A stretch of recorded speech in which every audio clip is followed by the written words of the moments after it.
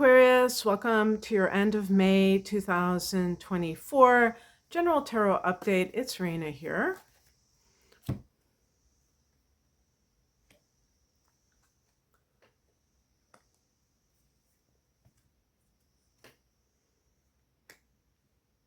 I love the color of the back of these cards. It's so beautiful to me.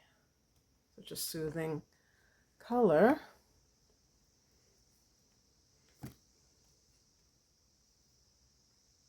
Okay.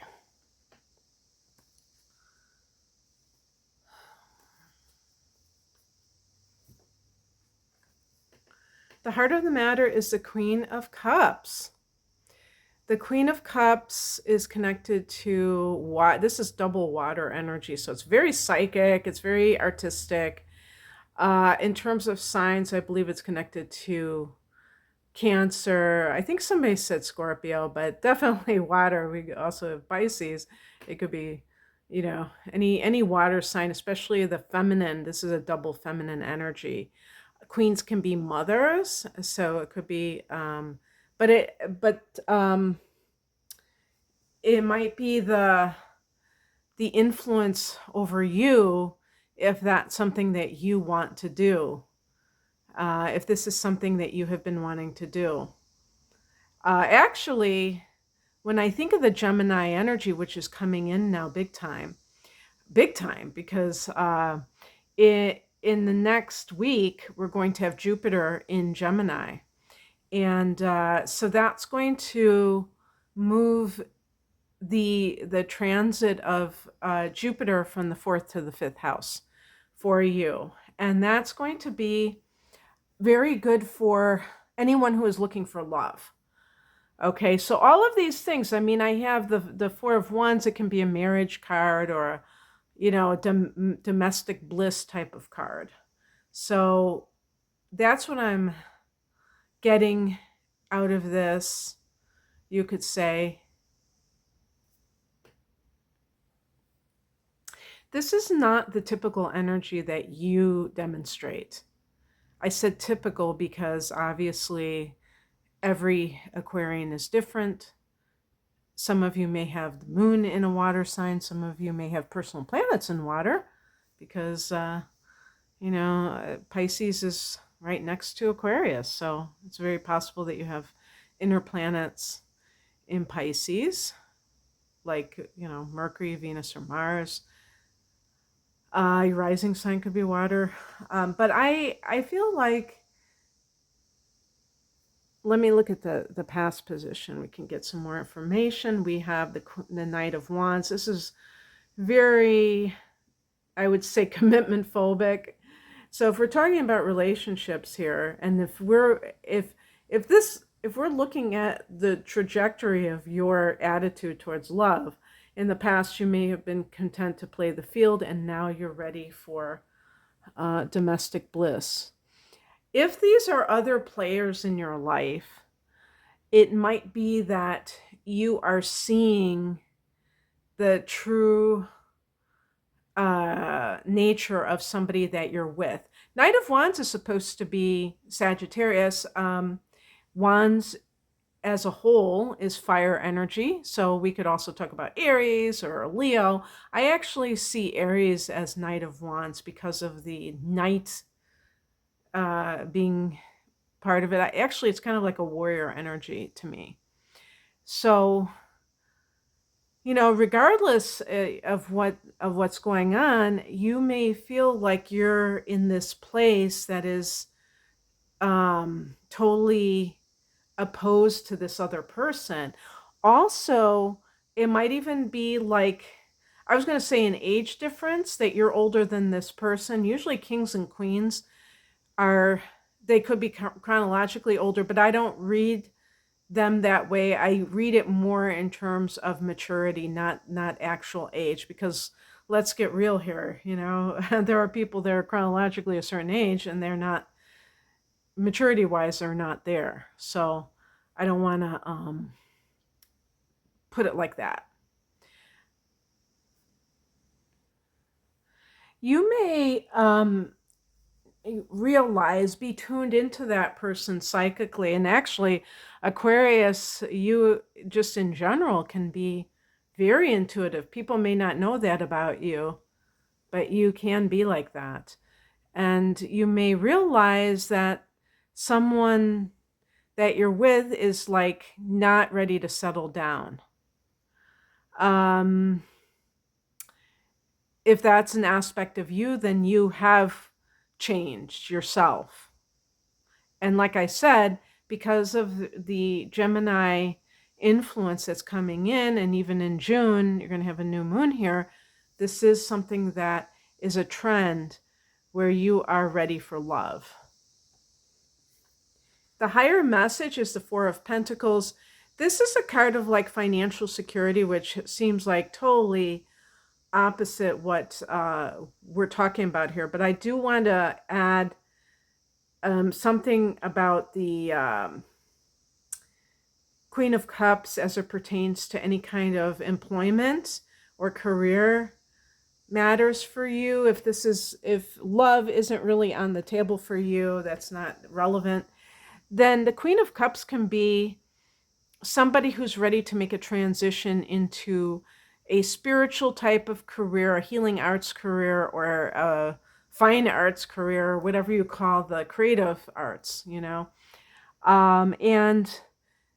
the Knight of Wands can be this sudden surge of independent energy. Now, of course, Aquarius has that in spades. You're actually one of those types of signs. But again, being the contrarian that you are, and some of you me having personal planets in a sign like Capricorn, you may tend to be more cautious as far as these things are concerned, because Aquarius is a fixed sign. And so I really believe that all fixed signs do tend to favor stable circumstances and are not inclined to just do things randomly, suddenly. But I think that because of the nature of Aquarius and the Uranian influence that it exerts, that yes, there might be a time when you just kind of get fed up with a situation that feels confining, and then you just rebel against it. And the Four of Pentacles there might be two different messages that it's sending you. Either that you need more financial stability, maybe you don't have enough, or that you already have it. And chances are it's the latter. Only you know that, obviously. And with love, it can be a situation of maybe attracting a person. Maybe this is a pattern where you attract people like the Knight of Wands, who are very independent, but they're unstable. And what you really need is stability. And I don't think that means you have to be with an earth sign, because pentacles can be connected to the earth signs, Taurus, Virgo, Capricorn, but I don't feel that is what it's saying. But more like, what is it that you're attracted to? Are you attracted to chaos?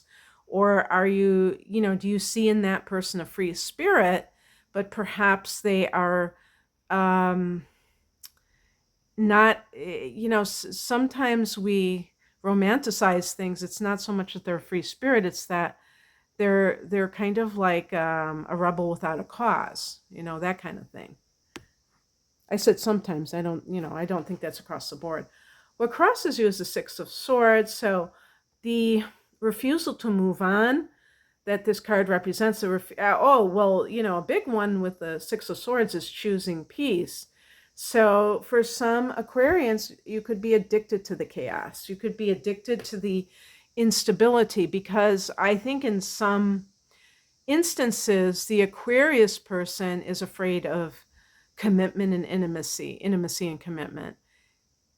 And, even though a relationship with somebody like the Knight of Wands can be unsatisfactory ultimately, because you might feel like they're not there for you, it still can be hard to let it go. There's some kind of payoff in that. And just being able to see that that is true for you can be everything. And I think by me saying this out loud, that it can really um, kind of activate that understanding that can take you to the next level. And actually, same with work matters.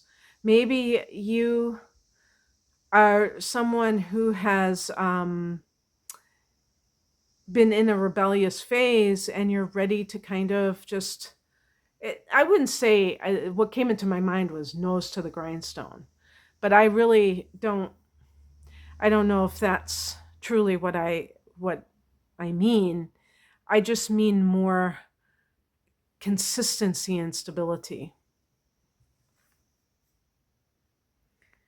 with earning money. What's coming in is the Eight of Cups. This is leaving what no longer serves you.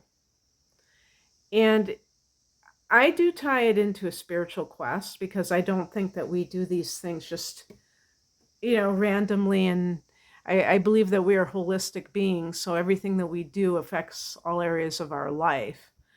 So it's very possible that you are seeing that your life is not feeling fulfilled.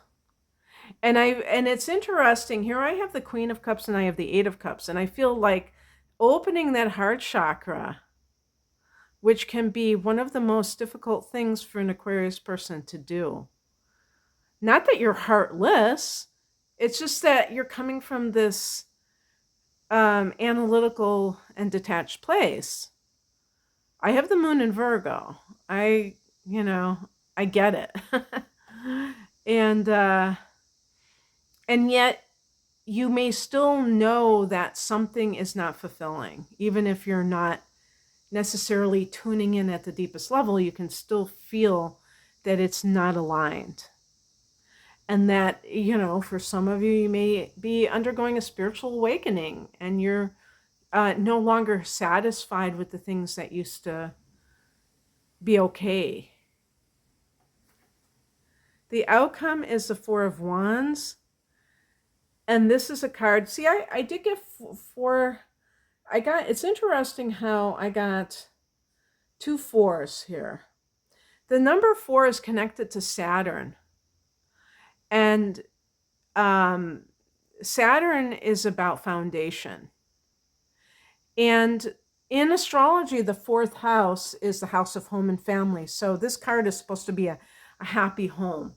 But because it's fire, it is coming from a place of enthusiasm.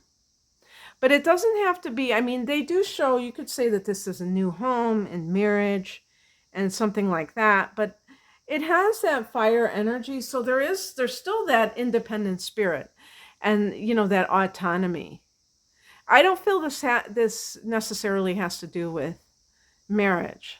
I feel that this has to do with a person making a choice in their life that extends to every aspect of their life, including, I do feel that you might be at some kind of crossroads. And over the summer, I think August will be a big month for that astrologically in terms of relationships and making decisions with that. You might meet somebody new before then, and that kind of factors into things. You might meet somebody in June.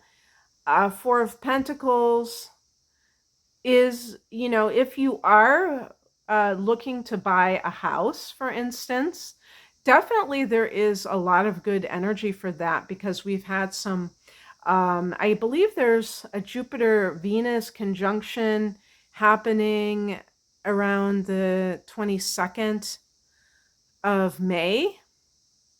So that may be a time when, money comes in for something that is connected to a new home, or money to move into a new place in any case.